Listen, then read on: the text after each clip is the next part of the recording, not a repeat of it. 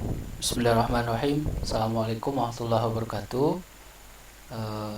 Kali ini kita akan belajar tentang statistik dan probabilitas. Mata kuliah ini ada pada semester 5. Topiknya dibagi jadi 2, yaitu statistika sebagai topik pertama dan probabilitas sebagai topik yang kedua. Untuk topik yang pertama ini tentang statistik, sesuai dengan kontrak perkuliahan yang sudah kita sepakati bersama bahwa materi-materi yang berkaitan dengan statistik ini akan kita pelajari dari pertemuan kedua hingga pertemuan ke-7. Kemudian jika masih memungkinkan ada suatu materi yang belum tuntas, kita akan tuntaskan hingga pasca UTS. Nah, kemudian selanjutnya kita akan mempelajari topik yang lain setelah itu tentang probabilitas. Nah, berkaitan dengan statistik ini sangat erat kaitannya dengan suatu penelitian. Nah, penelitian yang dimaksudkan di sini adalah penelitian kuantitatif. Apa itu penelitian kuantitatif? Menurut Sugiono sendiri menyebutkan bahwa penelitian kuantitatif itu sebagai suatu filsafat yang memandang realitas atau gejala atau fenomena itu dapat diklasifikasikan, kemudian relatif tetap, kemudian konkret, teramati, terukur, dan hubungan gejala sebab akibat. Kemudian pendekatan pada penelitian kuantitatif ini bersandar pada yang pertama, kevalidan atas populasi, kemudian bagaimana sampel yang digunakan, kemudian adanya dugaan awal atau hipotesis, kemudian datanya itu berupa angka atau suatu bilangan, dan yang kelima itu adalah dianalisis dengan menggunakan statistika. Masih pada penelitian kuantitatif, penelitian ini memiliki suatu karakteristik yang membedakan dengan penelitian yang lainnya. Nah, karakteristik dari penelitian kuantitatif menurut Creswell diterbitkan tahun 2012 mengatakan bahwa karakteristik pendekatan kuantitatif itu di sini ada 6. Di antaranya adalah yang pertama, masalah penelitian merupakan hubungan antara variabel dan dijelaskan secara deskriptif. Nah, artinya bahwa di penelitian kuantitatif ini terdapat beberapa variabel, di antaranya adalah variabel bebas dan variabel terikat. Kemudian yang kedua adalah hipotesis yang dibuat berdasarkan teori-teori yang ada. Nah, hipotesis ini adalah dugaan sementara yang perlu dibuktikan kebenarannya berdasarkan data yang dikumpulkan. Nah, hipotesis ini merupakan suatu kalimat yang mendorong seseorang untuk bisa menyelesaikan penelitiannya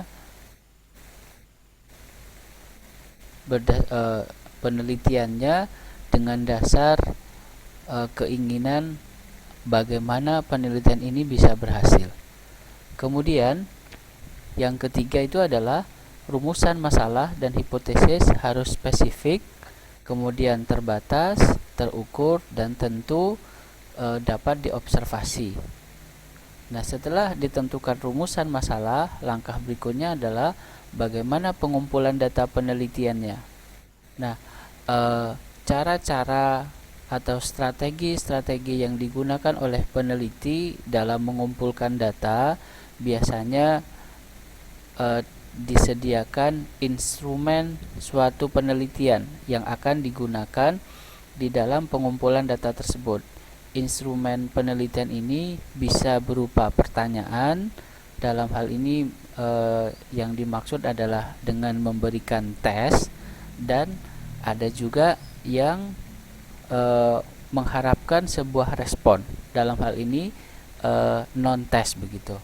Kemudian setelah data itu dikumpulkan, langkah berikutnya adalah peneliti melakukan analisis data baik pada desain penelitian komparatif maupun korelasional dengan cara menggunakan statistik.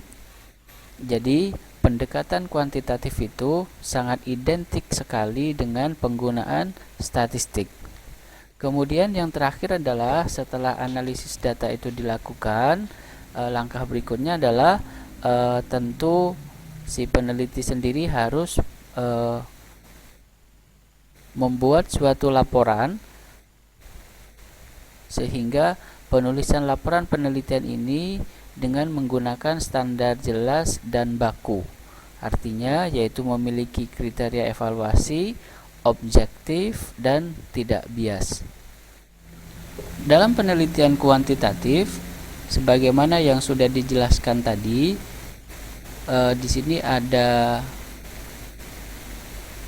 6 karakteristik yang harus dipenuhi. Sebenarnya untuk penelitian kuantitatif ini itu menitikberatkan pada dua hal. Kedua hal yang dimaksud itu tidak lain adalah penelitian ini dimaksudkan untuk menghubungkan suatu variabel dengan variabel yang lain dalam suatu gejala tertentu, ataupun penelitian ini dimaksudkan untuk membandingkan antara variabel-variabelnya. Sebagaimana sudah dijelaskan sebelumnya bahwa penelitian kuantitatif ini sangat erat kaitannya dengan analisis data yang menggunakan statistik. Nah, kita akan melewati konsep atau pemanfaatan analisis statistik pada penelitian kuantitatif ini dengan memfokuskan pada perbedaan antara statistik dan statistika. Nah, perbedaan antara kedua istilah ini dijelaskan seperti berikut, bahwa statistik yang ini statistik merupakan arti atas statistics, yang merupakan suatu ilmu tentang bagaimana pengumpulan data, kemudian bagaimana menata data, setelah ditata baru kemudian bagaimana menyajikan data, kemudian setelah disajikan langkah berikutnya adalah bagaimana menganalisis datanya, dan setelah analisis selesai maka yang terpenting adalah menginterpretasikan data menjadi suatu informasi yang digunakan untuk membantu pengambilan keputusan yang valid. Ini adalah pengertian mengenai statistika. Nah, berbeda dengan statistik yang merupakan arti dari arti dari suatu kata yang berupa statistik, yang merupakan kumpulan fakta yang terbentuk, yang disusun dalam bentuk daftar ataupun tabel yang menggunakan sebuah persoalan. Nah, beberapa ahli berpendapat ada yang mengatakan bahwa statistik dan statistika itu adalah dua hal yang sama, dan ada beberapa penulis yang menyatakan bahwa statistik itu berbeda dengan statistika. Kemudian mengenai fungsi dan manfaat dari suatu statistika ini terdiri atas 6 informasi. Diantaranya adalah fungsinya sebagai alat untuk mencatat data-data penelitian, kemudian membentuk pola pikir dan pola kerja teratur, karena di dalam statistika ini semua proses berpikir harus menyesuaikan dengan rumus-rumus yang sudah digunakan, sehingga pola kerja peneliti sendiri juga harus kondisinya teratur sesuai dengan instruksi pada rumus-rumus yang akan dipakai. Kemudian yang ketiga adalah meningkatkan data dan membantu menganalisis datanya. Kemudian yang keempat adalah memberi panduan dalam menarik kesimpulan dengan metode ilmiah, dan yang kelima adalah memberi landasan meramalkan secara ilmiah. Kemudian yang keenam itu adalah membantu menerjemahkan dan menginterpretasikan persoalan yang rumit atau membingungkan. Mengenai fungsi dari statistika itu sendiri terdiri dari 6 objek.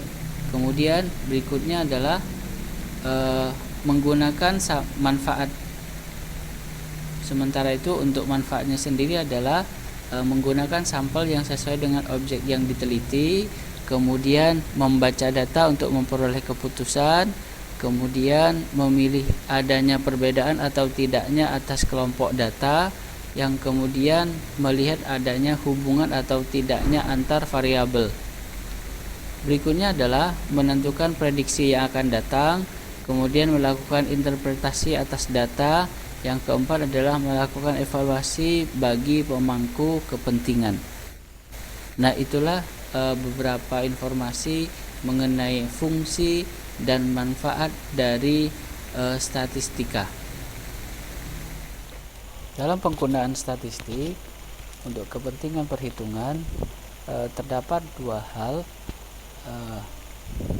yang menyebabkan beberapa kesalahan yang bisa dilakukan. Kesalahan tersebut diantaranya adalah kesalahan kebetulan. Dalam hal ini adalah ketidaksengajaan, misalkan berupa penginputan sebuah data. Sebagai contoh, misalkan data itu 35 kemudian kita tulis 30, yang mana kesalahan itu tidak disengaja. Kemudian yang kedua adalah kesalahan sistematis. Dalam hal ini disengaja. Di antaranya adalah yang pertama bias data, kemudian data yang tidak comparable, kemudian sampling yang tidak tepat, kemudian yang keempat adalah instrumen penelitian yang digunakan, kemudian yang kelima adalah tingkat pengetahuan yang dimiliki oleh peneliti sendiri. Jadi itu beberapa contoh-contoh mengenai kesalahan sistematis. Berkaitan dengan statistik, di sini kami berikan beberapa pembagian statistik yang perlu kita kenal dan kita ketahui. Di antaranya adalah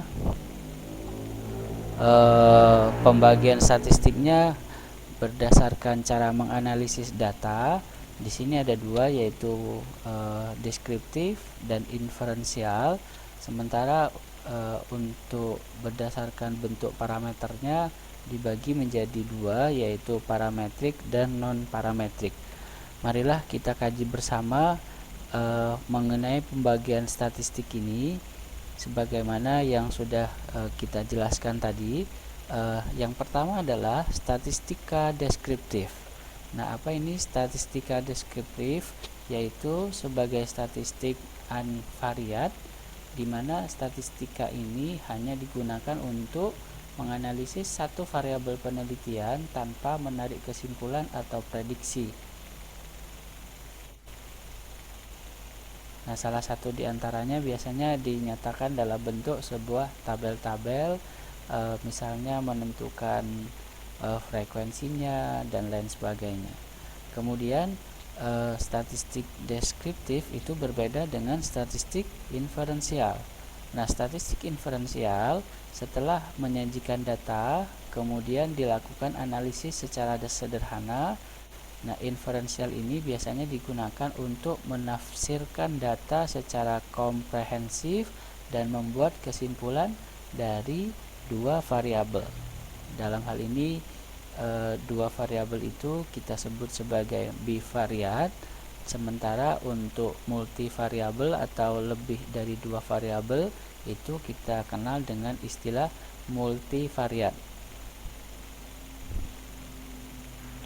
Kemudian mengenai statistik parametrik, yang pertama adalah data itu diambil secara random, kemudian jenis datanya adalah berupa interval atau rasio, kemudian perlu adanya uji homogenitas dan normalitas seperti analisis regresi, analisis jalur, kemudian uji linearitas, kemudian uji autokorelasi, kemudian ada uji multikuliniaritas, kemudian uji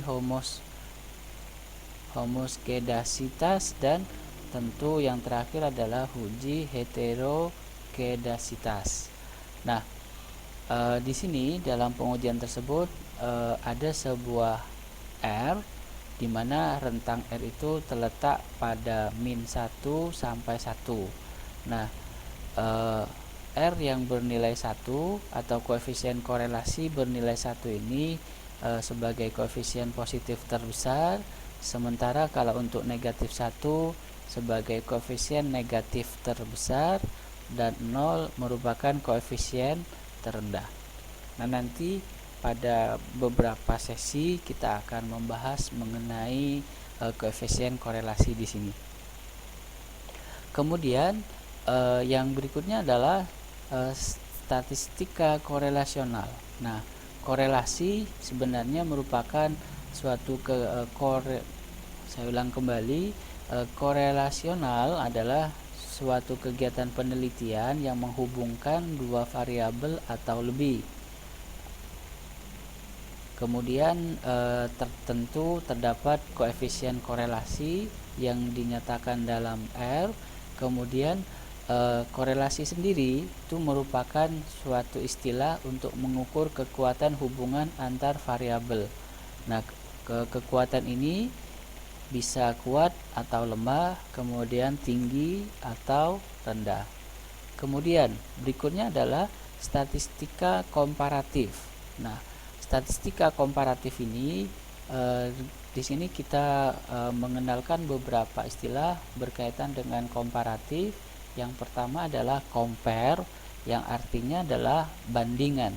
Sementara untuk comparability artinya sifat bisa dibandingkan.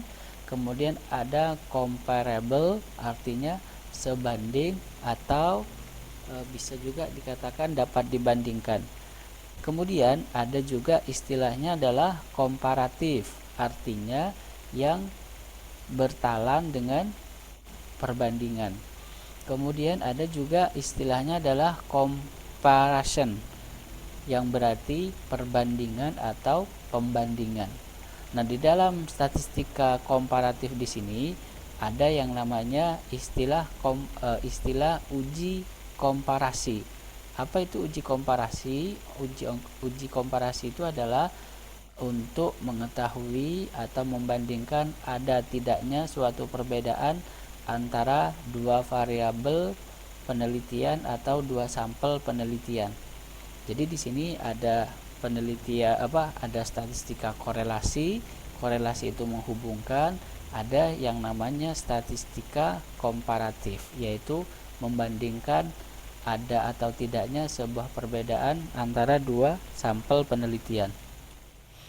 Tadi sudah dijelaskan mengenai pembagian dari suatu statistik.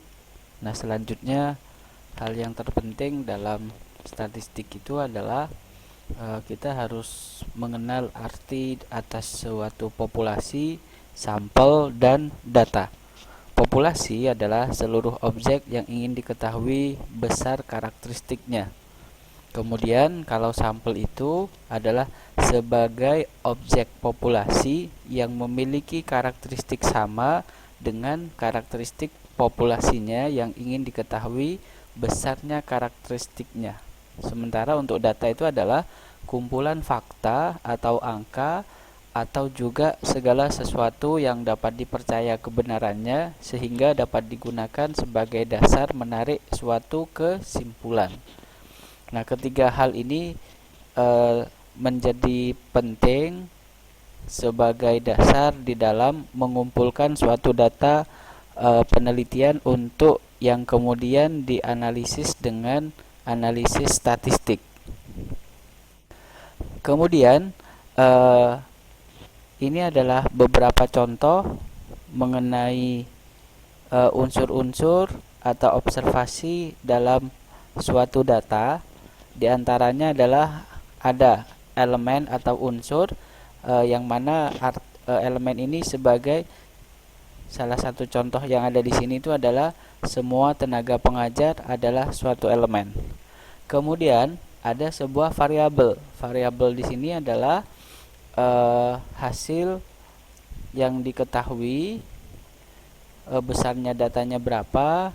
Kemudian di sini juga ada yang namanya observasi. Kemudian sementara untuk suatu kasus itu adalah identifikasi dari suatu elemen, kemudian variabelnya sama hasil observasinya.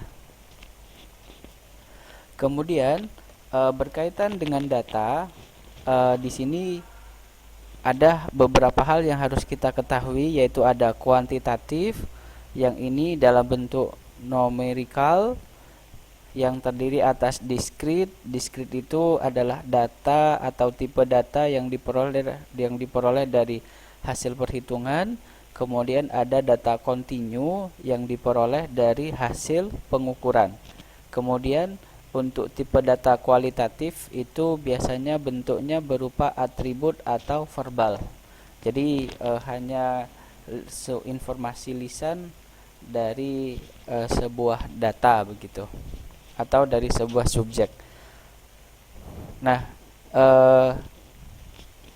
contoh untuk tipe data seperti ini, kualitatif, tipe pertanyaannya bisa untuk jenis kelamin, tanggapannya apakah laki-laki ataukah perempuan.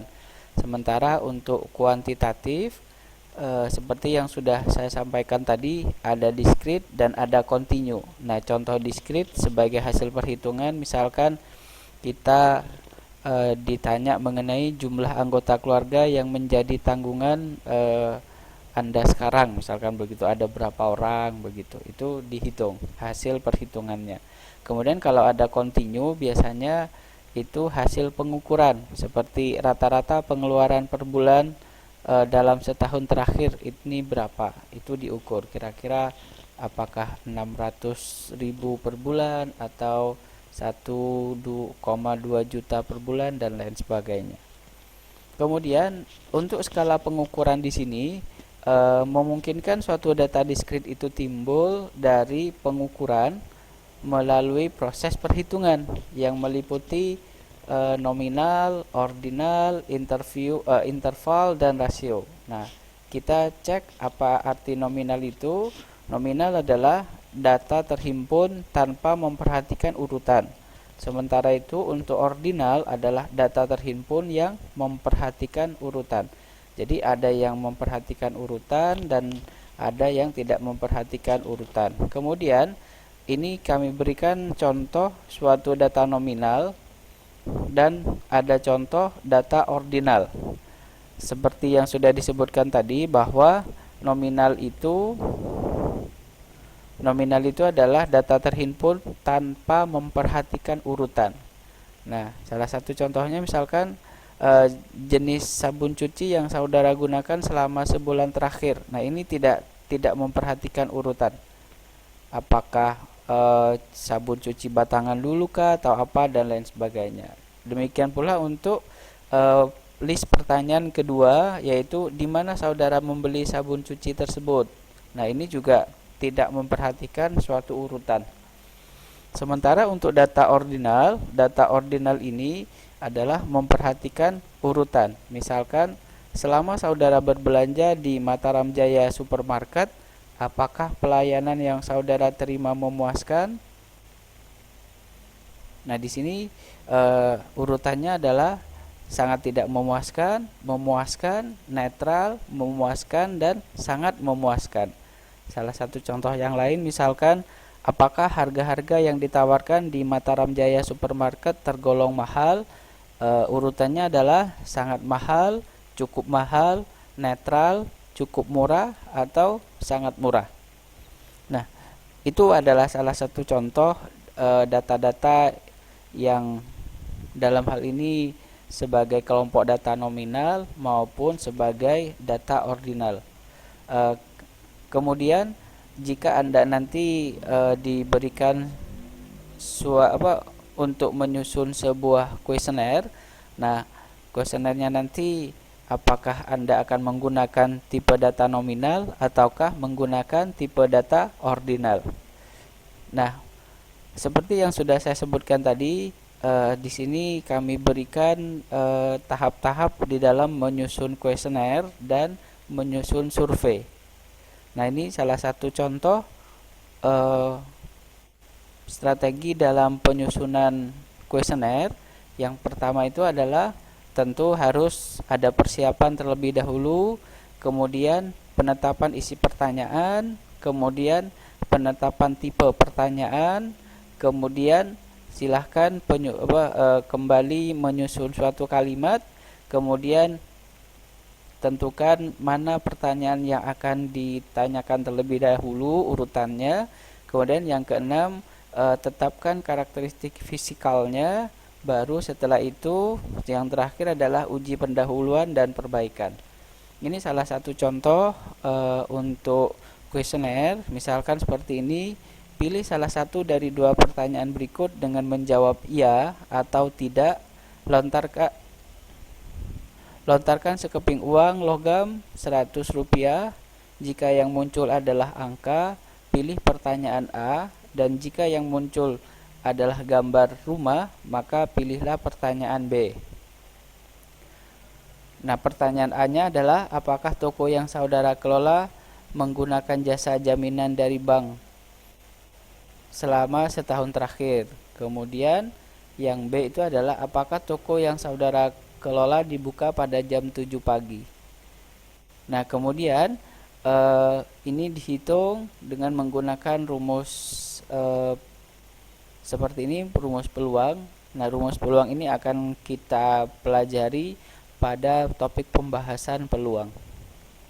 Kemudian itulah mengenai hal-hal yang berkaitan dengan statistik, dasar-dasarnya, pengertiannya, jenis-jenisnya, kemudian tipe datanya. Nah, selanjutnya kita akan memfokuskan kepada bentuk penyajian data yang kita peroleh.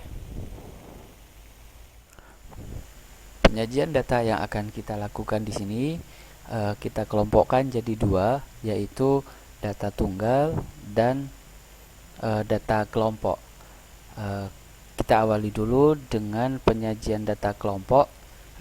Kita misalkan diberikan 20 data hasil kuis mahasiswa program studi teknik informatika sebagai berikut. Dari ke-20 data ini kemudian kita nyatakan dalam bentuk tabel. Nama tabelnya adalah tabel distribusi frekuensi. Kami ulangi kembali, tabel yang dimaksud di sini adalah bernama tabel distribusi frekuensi. Nah, pengisian tabel distribusi frekuensi di sini tentu ada yang namanya data dan ada yang namanya frekuensi. Sementara untuk turus ini hanya digunakan untuk mengidentifikasi berapakah kemunculan atas suatu data. Nah, pada bagian data ini, pada bagian ini kita cari semua data yang berbeda dari 20 data yang ada, sehingga kita peroleh di sini data-data yang berbeda tersebut diantaranya adalah 40, kemudian 45, 50, 70, 80, 90. Nah, dari data yang sudah disebutkan tadi kemudian kita hitung kemunculan data tersebut. Misalkan nih, dari distribusi 20 data, untuk data 40 hanya muncul satu kali. Bisa kita lihat kemunculannya ini. Kemudian untuk data 45 kita hitung di sini 1, kemudian 2, kemudian 3. Ya, jadi banyaknya data untuk data 45 sebanyak 3 data. Kemudian kita cek untuk data 50. Kita cek di sini Ini 1, kemudian sini 2, kemudian sini 3, kemudian sini 4, kemudian sini 5. Berarti kemunculannya ada 5. Demikian pula sebaliknya untuk data 70. Data 70 itu kita hitung sini 1, kemudian 2, kemudian sini 3, kemudian sini 4. Nah, berarti data 70 ada sebanyak 4. Kemudian untuk data 80 kita cek sini ada 80, ini 1, di sini 2. Berarti jumlahnya ada 2. Kemudian 90 kita cek di sini ada 1, kemudian ini 2, kemudian ini 3, kemudian ini 4, kemudian sini 5. Berarti banyaknya data untuk data 90 sebanyak 5. Nah, keseluruhan frekuensi yang sudah kita peroleh pada masing-masing data ketika dijumlahkan harus menunjukkan ada sebanyak 20 data. Nah, dari hasil frekuensi ini setelah kita jumlahkan ternyata hasilnya adalah 20. Ini berarti bahwa pengisian tabel distribusi frekuensi untuk data ini sudah benar. Jadi tidak ada salah perhitungan untuk penempatan data pada bagian ini. Setelah Anda memahami penyajian data pada tabel distribusi frekuensi dengan baik, kita akan melanjutkan kepada penyajian data pada tabel distribusi frekuensi relatif. Nah, ada sedikit perbedaan untuk penyajian data pada tabel distribusi frekuensi dengan tabel distribusi frekuensi relatif. Nah, perbedaan tersebut dapat diamati sebagaimana kondisi data yang ada di sini, bahwa untuk data pada tabel distribusi frekuensi tadi terdiri atas 3 kolom. Masing-masing kolomnya adalah ada suatu data, kemudian ada turus, dan ada frekuensi. Sementara itu, untuk tabel distribusi frekuensi relatif ada satu penambahan kolom, sehingga kolom untuk data tabel menjadi 4.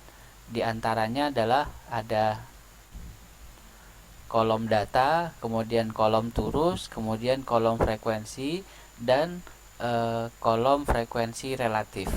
Nah, pengisian untuk kolom frekuensi relatif ini kita menggunakan persentase.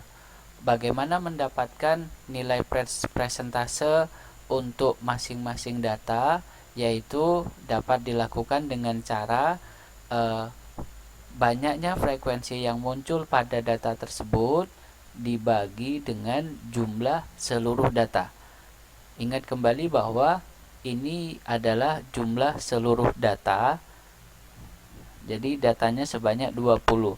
Sementara banyaknya frekuensi untuk data yang muncul letaknya di bagian sini. 1, kemudian ada 3, ada 5, ada 4, ada 2, ada 5.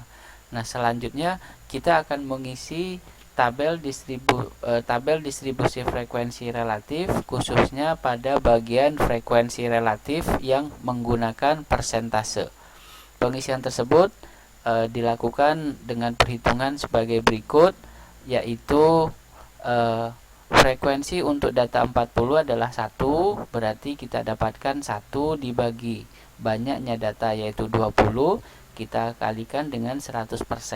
Sehingga didapatkanlah di sini yaitu 5%. Kemudian untuk data berikutnya adalah frekuensinya 3, berarti 3 dibagi 20 dikalikan 100%, kita dapatkannya adalah 15%.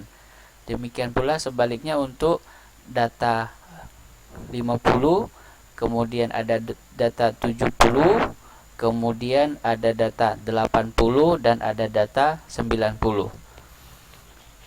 Jadi perlu kami tegaskan lagi di sini bahwa penggunaan tabel distribusi frekuensi relatif ditandai dengan adanya penambahan satu kolom, yang mana kolom tersebut merupakan kumpulan data yang menggunakan rumus banyaknya frekuensi relatif pada suatu data kita bagi dengan banyaknya seluruh data yang kemudian dikalikan dengan 100%. Demikian penyajian data tabel pada tabel distribusi frekuensi relatif. Setelah kita menyelesaikan penyajian data tabel distribusi frekuensi dan tabel distribusi frekuensi relatif, kita akan melanjutkan ke penyajian data pada tabel distribusi frekuensi kumulatif. Nah, penyajian data pada tabel distribusi frekuensi kumulatif ini berbeda dengan penyajian data pada tabel distribusi frekuensi maupun tabel distribusi frekuensi relatif.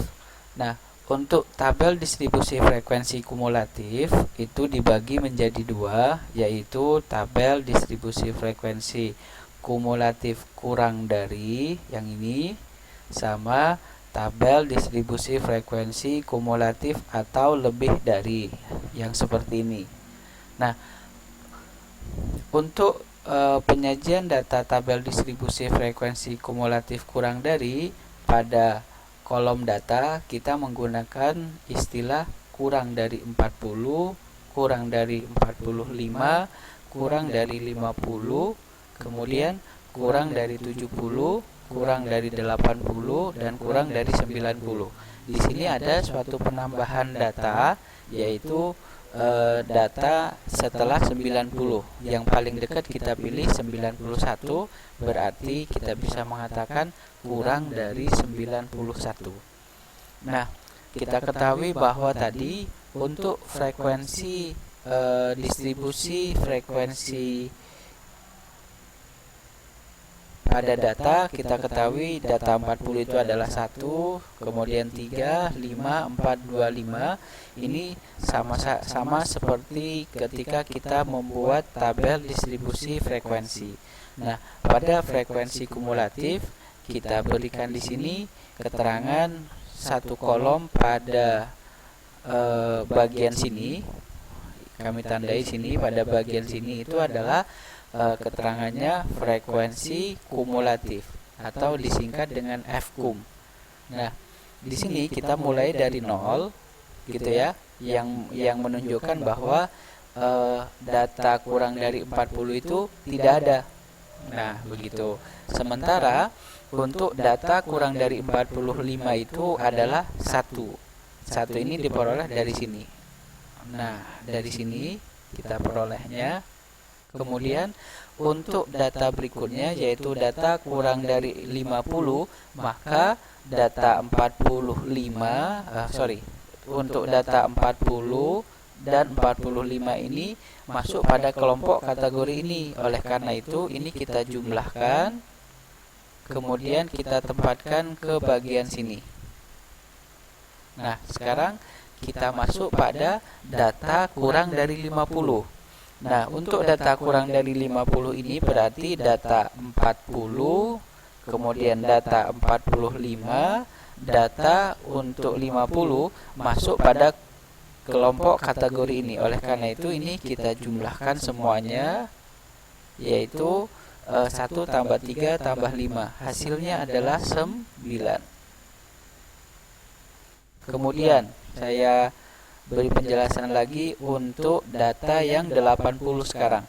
Untuk data 80 berarti yang masuk pada kelompok data ini itu adalah data 40, kemudian data 45, kemudian data 50, kemudian data 70. Ingat tadi bahwa untuk data kurang dari 70 sudah 9. Nah, 9 ini kemudian kita tambahkan saja dengan 4 sehingga kita dapatkan hasilnya adalah 13. Atau 13 ini berasal dari data atas frekuensi 1 tambah 3 tambah 5 tambah 4. Jadi hasilnya di sini adalah 13. Demikian pula untuk yang lainnya. Oke, baik. Begitulah untuk penyajian data distribusi frekuensi kumulatif kurang dari. Kemudian kita akan melanjutkan ke tabel distribusi frekuensi kumulatif atau lebih dari. Nah, penggunaan kata atau lebih dari ini cukup berbeda dengan yang data kumulatif kurang dari tadi, kurang dari. Kalau di awal tadi untuk yang kurang dari kita katakan kurang dari 40. Tapi kalau untuk kumulatif atau lebih dari, maka kita bisa mengatakan di sini 40 atau lebih, begitu. Oke, baik. Pada tabel distribusi frekuensi kumulatif atau lebih dari ini tetap ada suatu penambahan baris, yaitu pada baris akhir terkait lebih dari 90.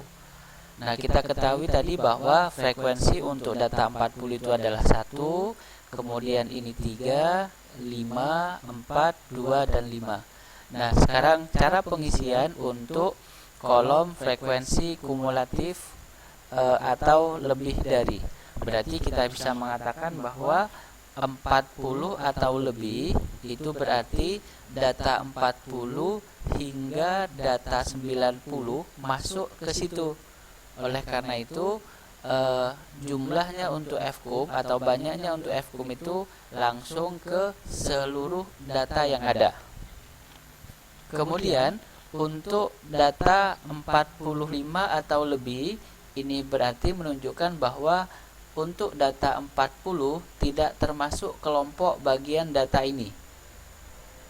Oleh karena itu, kita bisa mengatakan 20 ini kita kurangi dengan banyaknya data yang 40 tadi sebanyak 1, sehingga ini didapatkanlah 19. Jadi opsionalnya adalah 20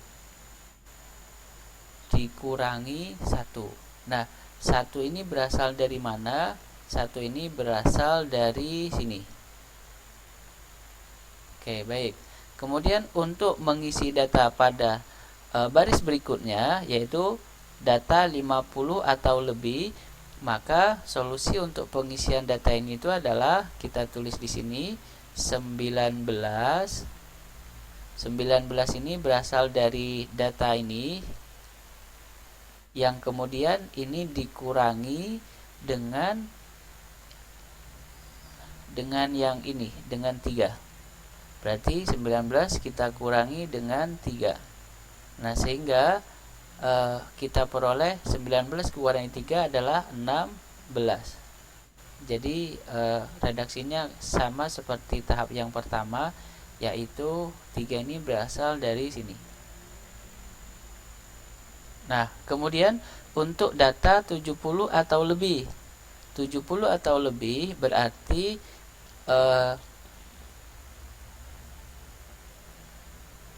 penggunaan datanya itu adalah kita dapat, yaitu ini 16 begitu ya, dikurangi dengan data yang sebelumnya. Nah, dikurangi dengan ini ya, dengan 5, maka kita dapatkan hasilnya adalah 11. Untuk data berikutnya juga sama, yaitu 11 ini. 11 ini sama dengan 11 dikurangi oleh 4 pastinya ini ya. Dikurangi oleh 4.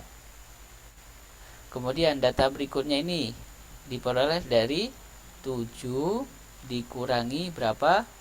Dikurangi 2. Ini didapatkanlah 5.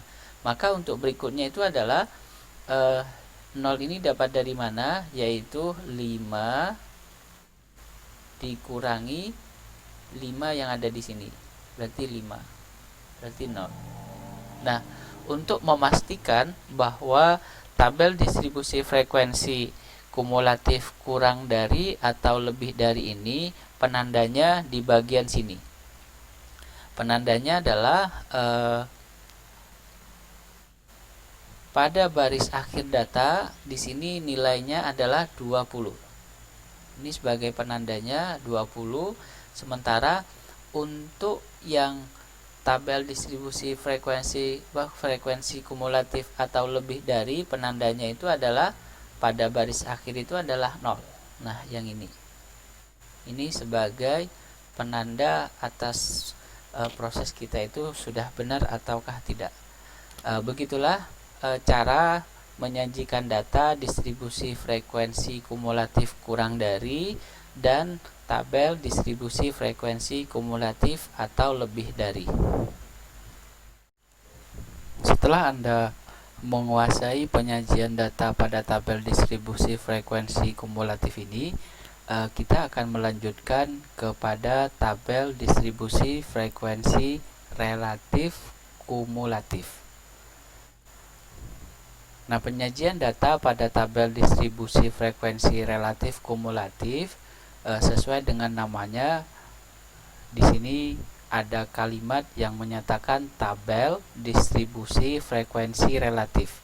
Ini artinya bahwa frekuensi yang kita akan gunakan pada kolom-kolom frekuensi itu tidak lain adalah frekuensi relatif, yaitu menggunakan bentuk persentase.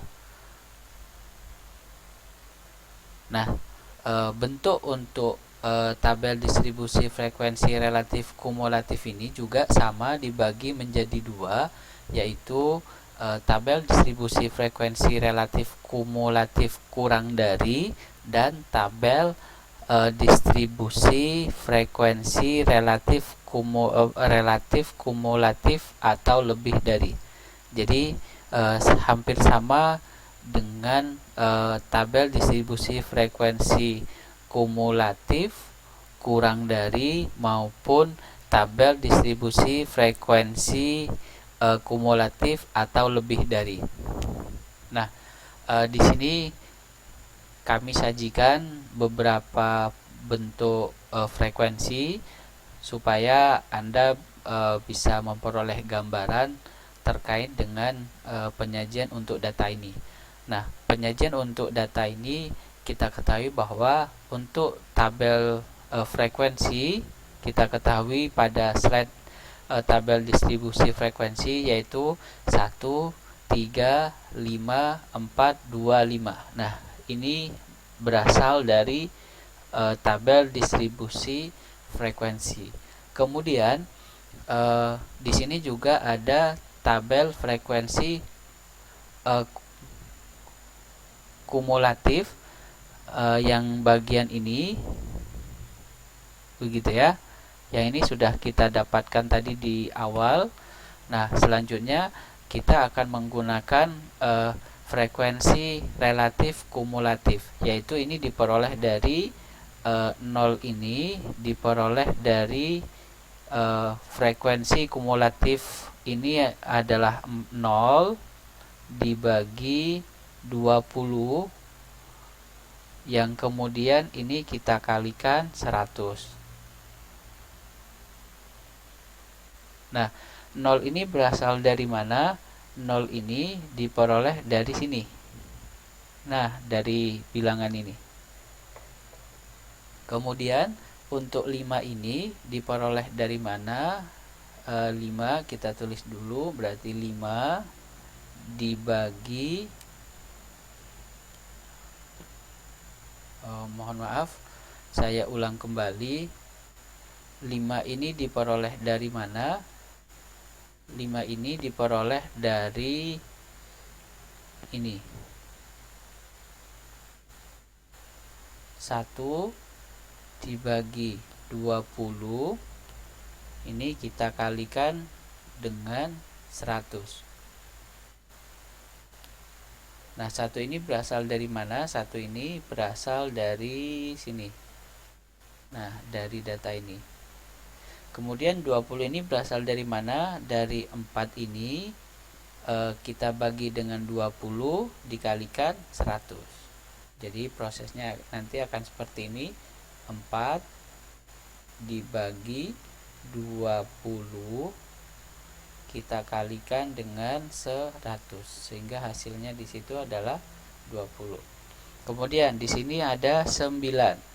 Berarti 9 ini kita dapatkan berarti 9 dibagi 20. Kemudian ini kita kalikan dengan 100 untuk mendapatkan hasil 45. Demikian pula untuk yang 13, 15, 20 maka juga sama dibagi dengan 100 dibagi dengan 20 baru dikalikan dengan 100. Nah, itulah prosedur cara pengisian frekuensi relatif kumulatif. Kemudian tabel distribusi frekuensi kumulatif atau lebih dari ini sama, ini adalah tabel distribusi frekuensi yang sudah kita singgung di awal. Kemudian bagian ini sudah juga kita paparkan tadi di tabel distribusi frekuensi kumulatif. Nah, pengisian untuk kolom frekuensi relatif kumulatif ini diperoleh dari mana? Prosedurnya sama dengan seperti yang sudah dijelaskan di bagian sini, yaitu kita dapatkan 20, ini 20, kita tulis ini 20, kita bagi dengan, ingat banyaknya seluruh data tadi kan 20 juga, jadi 20 dibagi 20, kemudian ini kita kalikan dengan 100, sehingga kita dapatkanlah di sini adalah 100.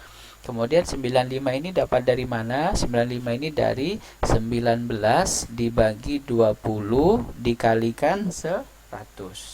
Jadi begini, ini adalah 19 dibagi 20 kemudian kita kalikan dengan 100. Nah, begitu.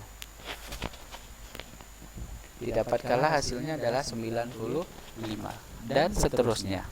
Oke, baik. Demikian penyajian tabel distribusi frekuensi relatif kumulatif kurang dari maupun atau lebih dari.